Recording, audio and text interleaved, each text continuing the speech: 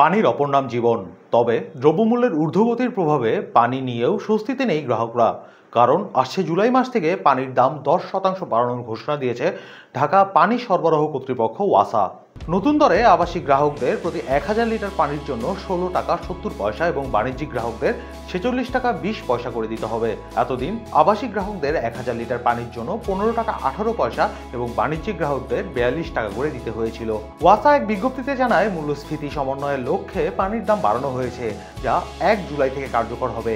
এই সিদ্ধান্ত মিটারবিহীন হোল্ডিং, গভীর নলকূপ, নির্মাণাধীন ভবন, ন্যূনতম বিল সহ সব প্রকার পানি ও পয় অভিকরের ক্ষেত্রে কার্যকর হবে। এর আগে 2021 সালের জুলাইয়ে ঢাকা ওয়াসা পানির দাম বাড়িয়েছিল।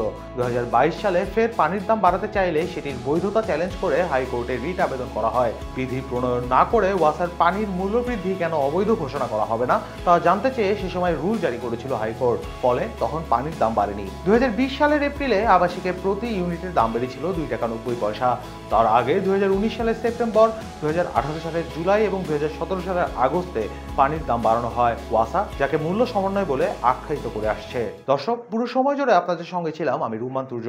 খবর সংযোগের সঙ্গে থাকার জন্য আপনাদের অসংখ্য ধন্যবাদ।